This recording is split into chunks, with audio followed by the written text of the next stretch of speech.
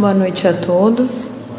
Hoje eu vou ler uma mensagem do livro Convites de Sheila, pelo Espírito Sheila. No caminho. A terra pode ser comparada ao abençoado hospital, acolhendo as almas enfermas. Natural, portanto, que a dor predomine no cenário do planeta. Entretanto, ao lado dos sofredores, seguem os trabalhadores do bem, espalhando o bálsamo que alivia e a luz que esclarece. Não há dor que não possa ser amenizada, assim como ninguém segue desamparado. Na senda redentora que te marca os passos, contarás sempre com a ajuda invisível do mais alto, convidando-te para seguir adiante sem desfalecer. Nessa caminhada, aprenderás a converter fracasso em lição e sofrimento em cadinho purificador. No final, te sentirás mais iluminado, ouvindo, na acústica da consciência, as vozes do amor anunciando a vitória do bem. Que assim seja.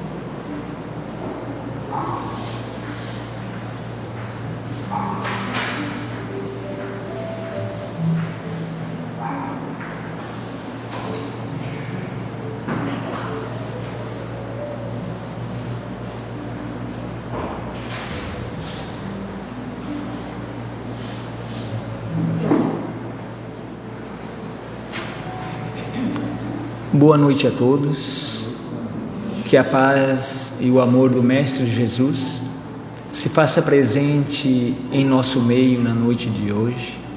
Sejam todos muito bem-vindos, aqueles que estão chegando pela primeira vez em nossa casa, os que já fazem parte dos nossos grupos, dos nossos momentos de estudo, sejam todos muito bem-vindos. E como é de costume em nossa casa, realizarmos uma prece, uma oração, rogando a Deus a devida proteção, o devido amparo, para que possamos dar início em qualquer atividade que nós realizamos nessa casa, solicitando sempre a espiritualidade, a harmonia, a serenidade, tão necessárias.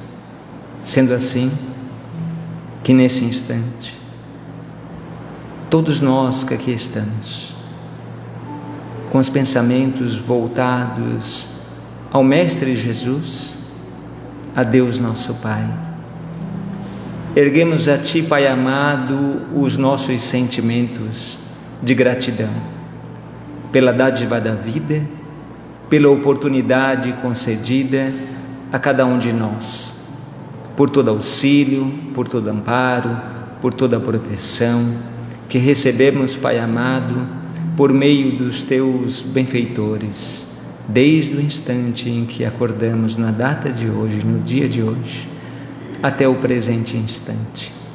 Que a espiritualidade possa envolver todos os corações presentes, que a mensagem da noite possa nos consolar, possa nos orientar, para que ao sairmos desta casa possamos sair mais resignados para enfrentarmos as nossas lutas, os nossos compromissos assumidos ainda no mundo espiritual. Com esse propósito, rogamos a Ti, Deus Pai, a permissão para darmos por iniciado as atividades de estudo, as atividades doutrinárias dessa noite, dizendo que assim seja. A palestra da noite de hoje é com o nosso irmão Fábio, trabalhador da casa, que a espiritualidade o inspire para que a sua mensagem encontre espaço nos nossos corações. Que assim seja.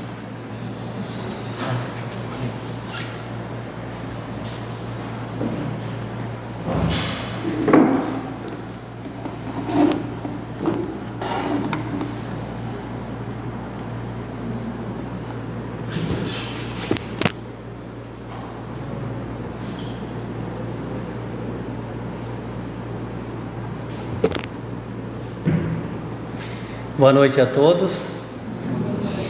Uma satisfação, uma alegria estarmos aqui reunidos.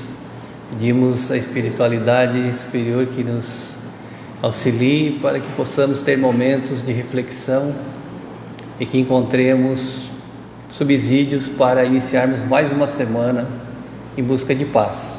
Aliás, o tema dessa noite é uma longa jornada em busca de paz.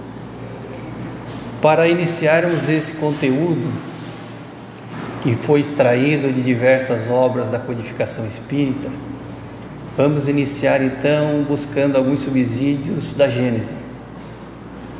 Há muito, mas muito tempo atrás, antes mesmo de nós habitarmos corpos neste planeta, buscamos o entendimento na Gênese de como Deus cria tudo que está ao nosso alcance, tudo que possamos ver, tocar, sentir, e até aquelas coisas em que ainda não temos os sentidos apropriados para sentir.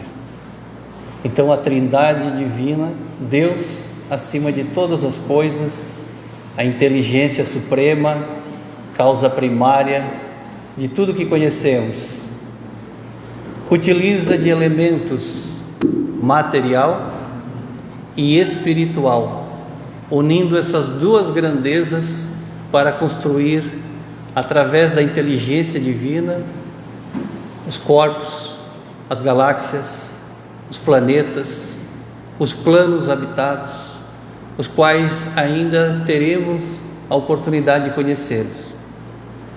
Dessa forma, antes mesmo de nós termos o espírito individualizado, encarnado aqui na Terra, Deus cria e continua criando os espíritos. Como diz na questão 23 do Livro dos Espíritos, a inteligência da criação.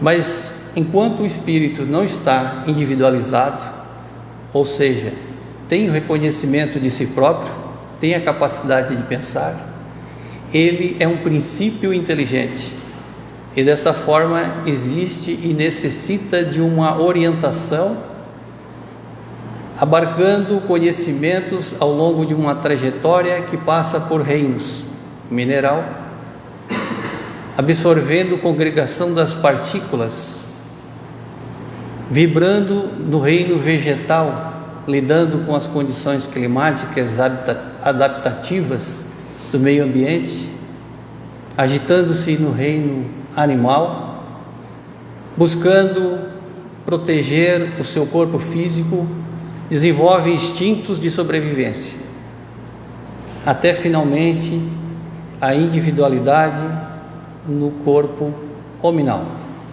e no reino hominal. Nesse instante é que o espírito individualizado utiliza da capacidade do pensamento, reconhece aos poucos a divindade, sabe e sente no seu íntimo que existe uma grandeza superior que é a causa primária de todas as coisas, mas é necessário passar por muitas experiências, e passamos todos nós, até o dia de hoje. Afinal de contas, nas primeiras encarnações na Terra, o homem não tinha o conforto que temos hoje. Era preciso desbravar o mundo primitivo. E desta forma, o homem passa a aprender a sobreviver com a sua própria força, com o seu próprio suor. É nessa condição que o homem, já imbuído dos instintos primitivos, prepara suas primeiras ferramentas, desenvolve a caça. Mais adiante, ele percebe que de forma isolada ele não consegue ainda sobreviver às grandes intempéries e a predadores mais fortes. É nesse instante que a necessidade de grupo se faz necessária para defender os seus e os seus tipos que existiam nessa época. Nesses agrupamentos, afinidades se encontram e o conceito de família pouco a pouco vai se difundindo. Já não é mais uma questão apenas de sobrevivência própria, mas também daqueles que estão junto na jornada.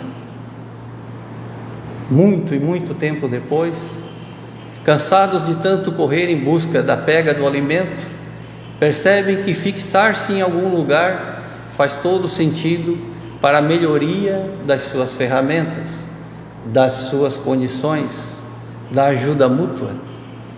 E então iniciam o chamado conceito de propriedade.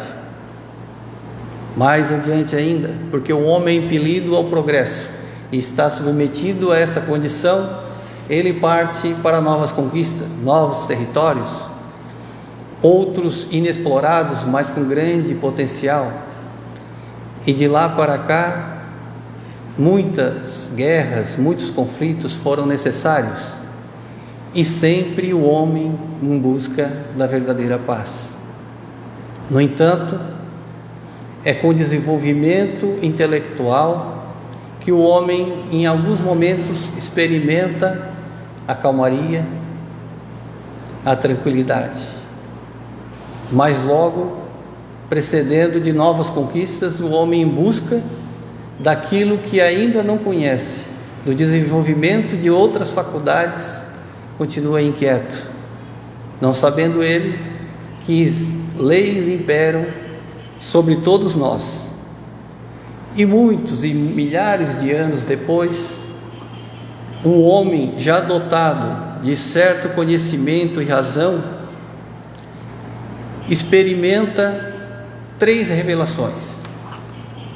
A primeira com Moisés, que estatuía o Decálogo, uma inspiração divina, as leis que se formam como um tratado universal, e também as leis civis apropriadas ao costume e à condição do povo em sua época.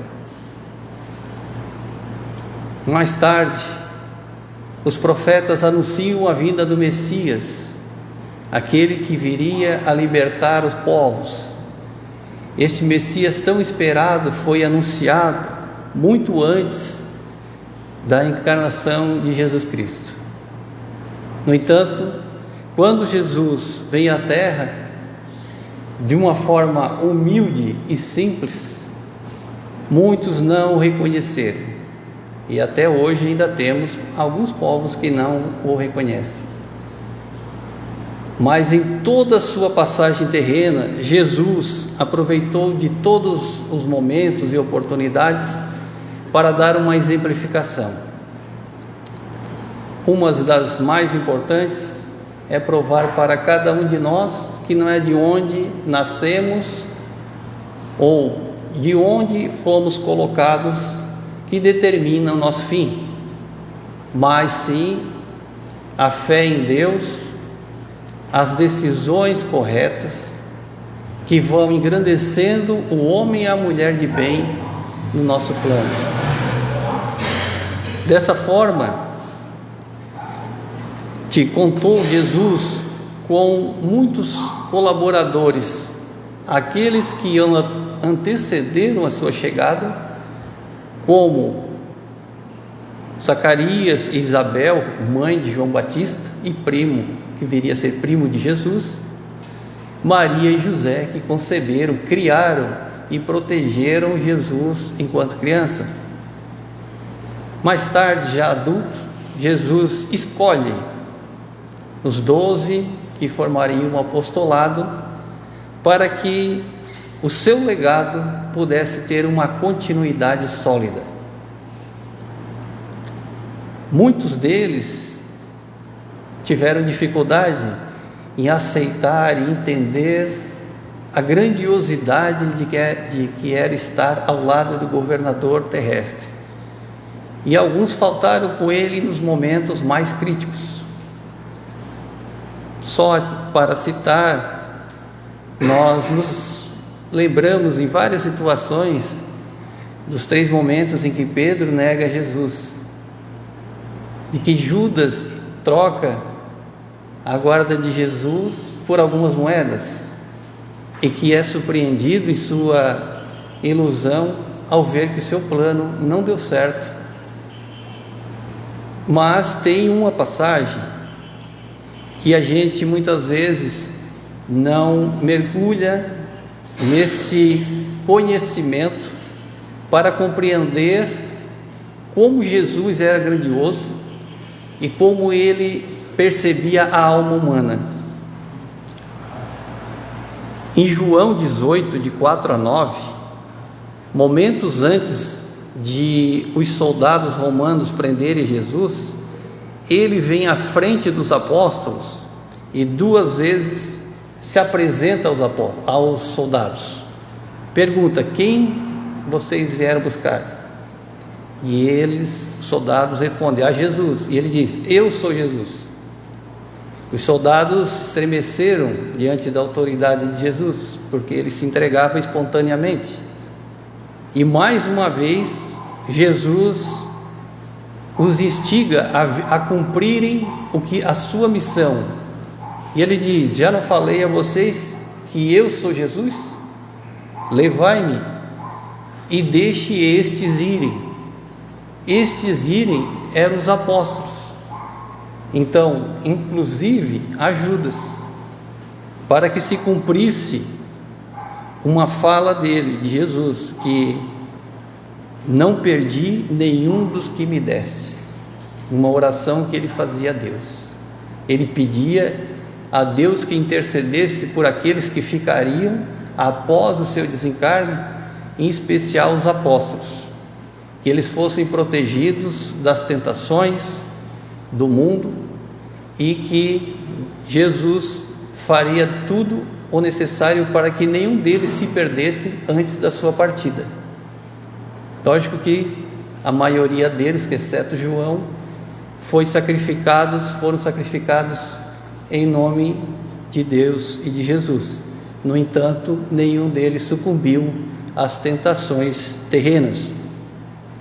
Desta forma, nós percebemos a grandiosidade de Jesus, porque ele enxergava os corações, não enxergava apenas as situações. Entendia que no mundo há muito mais homens frágeis do que maus.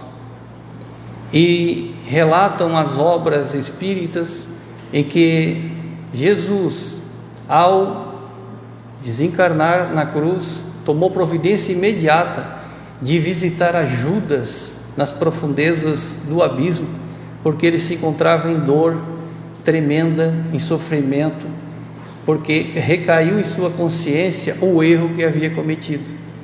Então, como é grandioso esse Jesus, esse mestre, esse guia, que no momento em que ele estava sendo o maior vencedor do mundo, ele se lembra dos amigos que caíram em desgraça. E foram muitos os que perceberam esse magnetismo de Jesus. Os apóstolos continuaram a sua obra, mas tiveram outros que vieram e firmaram uma força junto com o cristianismo. Para citar alguns, Saulo de Tarso, que à beira de Damasco se converte ao perceber a imagem de Jesus. Maria de Magdala, que é um grande exemplo de superação, amou demais, e ela mesma foi uma das merecedoras, como Maria, de antes de desencarnar, receber a visita do Mestre, encaminhando-as para o mundo espiritual. Olha que grandiosidade! E passaram-se muitos séculos depois disso, que acabamos de falar, mas já estamos mais próximos da nossa realidade. E graças à escrita e à boa vontade dos Espíritos em missão, sabemos de tudo isso, dessa história bonita, dessa história da humanidade. E isto é importante, mas o que é mais importante é nós nos amarmos, nós nos instruirmos e fazermos o bem a qualquer pessoa. Para isso, nós precisamos primeiramente nos amar e nos conhecer, porque nós vamos amar e praticar o bem na medida em que nos amarmos e conhecermos, porque ninguém pode dar aquilo que não tem, mas a cada um de nós é possível doar-se com aquilo que tem. Desta forma, buscamos no Evangelho, que foi o Consolador prometido por Jesus, relatado em João 14, nos últimos momentos de despedida dos apóstolos. Ele prometeu que não os deixaria órfãos, que enviaria o Consolador prometido para lembrar das coisas que ele dizia e esclarecer a tantas outras que a humanidade ainda não estava preparada para conhecer. Estamos hoje aqui falando através do Consolador prometido, a doutrina dos Espíritos. No capítulo 25 do Evangelho segundo o Espiritismo, buscai e achareis. E essa longa jornada que tivemos até aqui hoje, nós estivemos buscando e não estamos encontrando? Sim, estamos buscando e encontrando. Afinal de contas, se nós olharmos na história, a dificuldade em que os povos tinham de falar sobre o Criador, de ter a liberdade para buscar o entendimento religioso e filosófico, e que não tinham essa possibilidade, hoje nós temos toda essa liberdade, e até o que nós conversamos hoje aqui é publicado e fica gravado no meio de comunicação de massa, acessível à maioria das pessoas, com certeza. Nesse capítulo, pedi e vos dará, buscai e achareis, batei a porta e se vos abrirá, porquanto quem pede recebe, e quem procura acha, e aquele que bata a porta abrir-se-á. Aqui, nessa passagem registrada em Mateus, traz uma visão da abundância do reino de Deus. A vida brota em qualquer lugar, a abundância é imensa. Muitas vezes não percebemos isso, porque nos limitamos ao nosso círculo individual. Mas se nós deixarmos qualquer parte do globo abandonada, ela ali não estará abandonada. Ela vai se transformando pela força do progresso e da natureza, e até o que o homem construiu vai se modificar rapidamente. Tudo que nós encontramos na natureza se transforma, mas na medida em que este uso ele necessita de um progresso ou de uma nova utilidade, ele retorna à grande massa do planeta e está apto de novo para ser utilizado. Nesse sentido, qual de nós que o filho pede um pedaço de pão e oferecemos uma pedra, ou se ele pede um peixe, oferecemos uma serpente. Nenhum de nós está nessa condição, graças a Deus. Imagine então o nosso Deus, a espiritualidade que quer o nosso bem.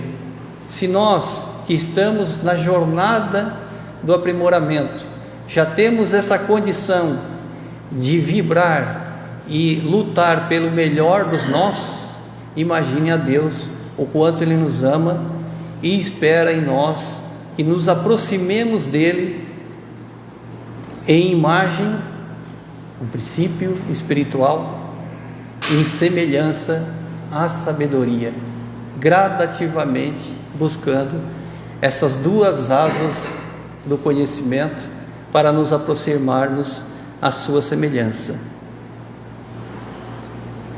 Essa passagem, esse trecho curto da abundância, de pedir para receber, de bater para a porta se abrir, de procurar para encontrar, numa visão espírita mais abrangente, para que não ficamos naquela ilusão de que basta um pensamento para que os nossos desejos se realizem.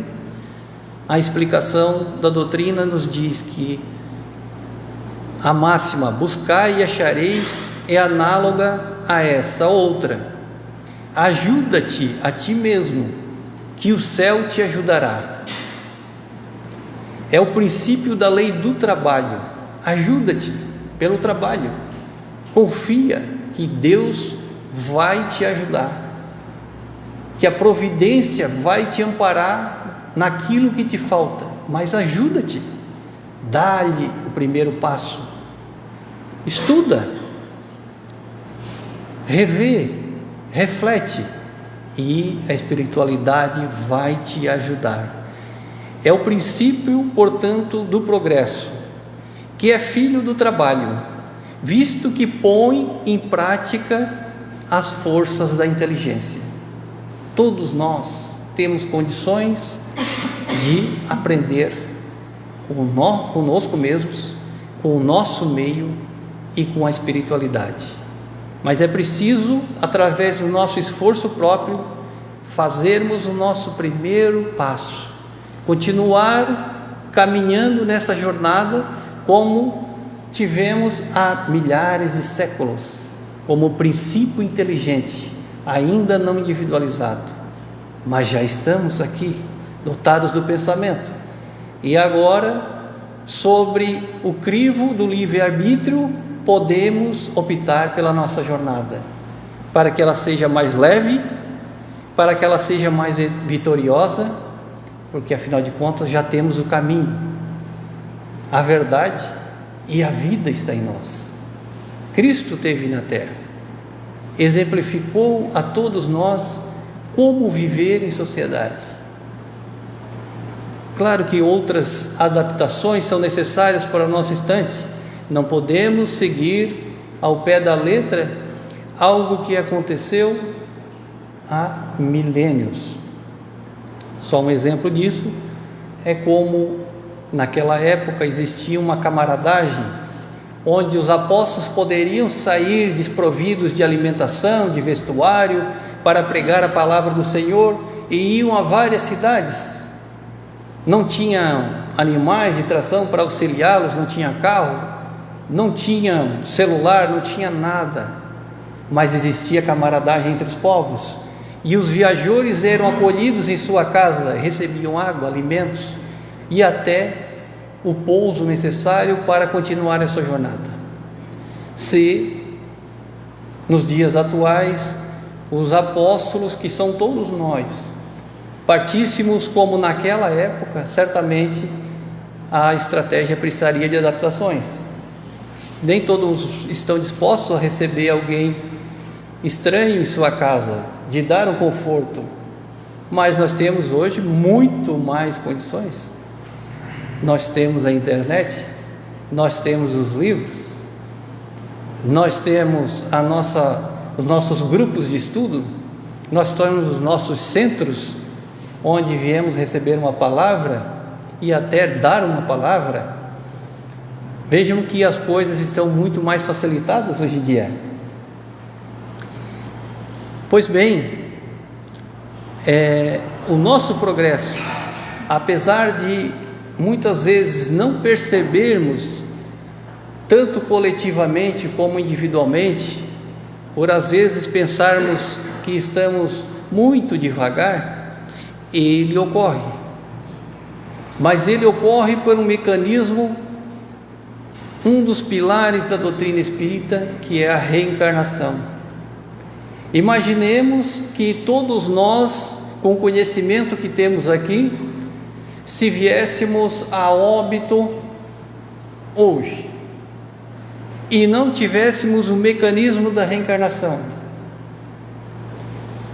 como que o planeta iria evoluir se os espíritos novos que viessem para cá não dispusessem dos conhecimentos que nós construímos? Se nós não pudéssemos contar com a continuidade daquilo que aprendemos, estaríamos certamente lá nas idades da pedra lascada, porque não contávamos então com a inteligência coletiva, com aqueles que já dentro da esfera humana já são mais experimentados, outros ainda que nos visitam de outros orbes. Para quem leu o livro Exilados de Capela, imaginem como que seria a nossa vida hoje se não existisse essa migração dos capelinos para o planeta Terra. O quanto de evolução eles nos trouxeram, vindos de um planeta mais evoluído. E nós estamos num momento de transição planetária, estamos dando mais um progresso, mais um passo em relação à humanidade, ao desenvolvimento da nossa humanidade. Virão muitos a somar conosco nessa fase, e também alguns que não estão sintonizados com esse desenvolvimento partirão para outros planos. Mas como Deus é bom, nada se perde, e estes mesmos irão ajudar naqueles planos primitivos, nos quais eles reencarnam como seres já mais conhecedores. Dessa forma, meus amigos, do ponto de vista moral, essas palavras de Jesus significam: pede a luz que vos clareie o caminho, e ela vos será dada. Pede forças para resistirdes ao mal que te atrapalha, e as tereis. Pede assistência dos bons espíritos, e eles estarão a acompanhar-vos, mas pede com sinceridade, com fé, com confiança e fervor. E acima de tudo, apresentemo-nos com humildade e não com arrogância, para que nossas rogações, para que nossas orações sejam atendidas em plenitude, para que possamos fazer disso uma conduta, um hábito. Indicamos a questão 919A do Livro dos Espíritos, onde Santo Agostinho nos dá dicas valiosas de como nos conhecermos e como tratarmos questões pendentes em nossa vida.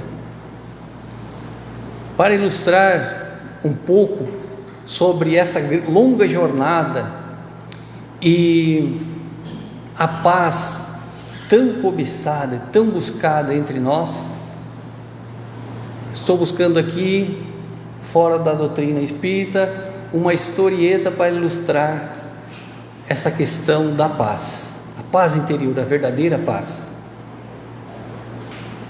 Há muitos séculos, um rei decidiu abrir um concurso em seu reino para que os artistas colocassem uma pintura, algo que refletisse a verdadeira paz. E foram muitas obras realizadas, mas o rei, em especial, gostou de duas obras. A primeira, apresentava um imenso lago com águas cristalinas e calmas. As águas percorriam montanhas e eram tão claras as águas que refletiam as montanhas e as árvores. E o céu era tão lindo e perfeito que a todos que olhavam a obra sentiam paz e tranquilidade. A segunda obra apresentava um quebra-mar que sobre rochas escuras e sem vegetação. O mar batia, se esbaldava nessas pedras, e o céu enegrecido, pontilhado de raios e trovões, apresentava uma tempestade de grande vulto. De fato, essa pintura não representava paz ou tranquilidade, mas o rei, na posição de rei, observou atentamente e verificou que no alto dessas rochas crescia ali um pequeno arbusto entre uma fenda, e nesta fenda encontrava-se um pequeno ninho. Dentro desse ninho, envolto ao mar revolto e trovões, tempestades e frio, um passarinho descansava calmamente. Essa foi a pintura escolhida, e o povo não entendeu, e o povo questionou: por que essa obra foi escolhida? Então o rei, que era sábio, tomou a palavra e esclareceu: a verdadeira paz não é estar num lugar calmo e tranquilo, sem trabalho árduo ou sem dor. Paz significa que, apesar de estarmos no meio das adversidades e das turbulências da vida, permanecemos calmos em nossos corações. Esta é a verdadeira paz. E é com esse pensamento que desejo que essa explanação entoe entre nós e na humanidade, para que a humanidade, com esses conhecimentos e com o esforço próprio, possa ser amiga da paz e do conhecimento, da harmonia e do perdão, semeando pelos mundos a paz do coração e a fé no nosso Senhor. Que assim seja.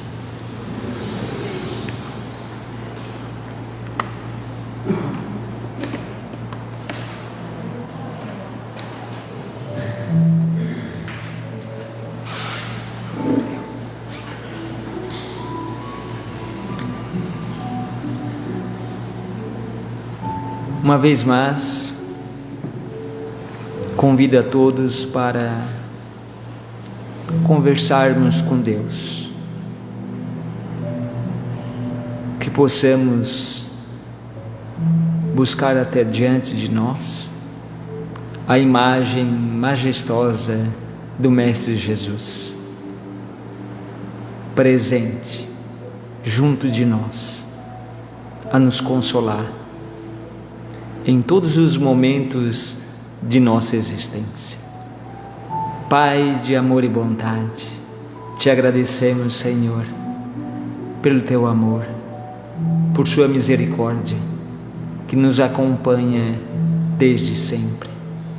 Agradecemos-te, Senhor, pela experiência no mundo físico, pela presente reencarnação. Obrigada, Senhor, porque compreendemos que a vida presente está cheia de oportunidades de crescimento, de aprimoramento, de refazimento. Que possamos nós, Deus Pai, termos a certeza absoluta de que não estamos sozinhos, por mais difíceis que nos pareçam os momentos de turbulência, de desconforto, de tristeza, de dor, que estejamos experimentando. Que possamos nós, nesses instantes, buscar o recolhimento, pedir o auxílio a Deus por meio do recurso da prece, rogando ao Pai amado as forças necessárias para seguir adiante, o equilíbrio, a serenidade, que possamos nós termos os olhos de enxergar a oportunidade bendita que nos é concedida por Deus de reconstruirmos a nossa própria jornada, a nossa própria história.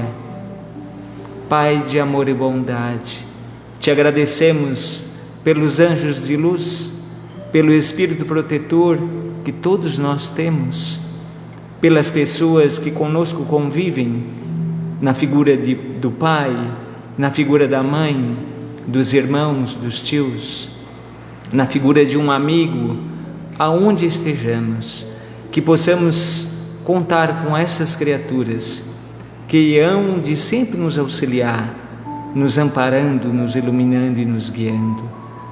Assim sendo, Deus Pai, podemos seguir de forma mais segura a nossa jornada evolutiva. Agradecemos-te, Pai amado, por esse instante sagrado, abençoado, que nos ilumina as consciências, nos traz as explicações necessárias, o esclarecimento que nos liberta de nós mesmos, da ignorância, do desconhecimento da nossa natureza, do nosso ser espiritual. Sendo assim, nos dias de hoje, com a consciência mais ampliada, rogamos a Ti, Deus Pai, não só por nós, não só pelos que aqui estão nesse instante, mas rogamos por todas as criaturas que ainda não chegaram ao ponto, daqui ouviram a palavra de se considerar além das coisas materiais, como um ser imortal, como um ser amado do Pai Criador. Rogamos, Deus Pai, pela paz e pela harmonia do universo, das famílias, dos lares, que a Tua bênção, que o Teu amparo envolva os nossos corações, envolva as nações em tranquilidade, em harmonia e serenidade. Com essa rogativa, pedimos a Ti, Deus Pai, e à equipe espiritual que aqui se faz presente, a permissão para darmos por encerrada a atividade doutrinária da noite de hoje, dizendo que assim seja. Graças a Deus, que assim seja.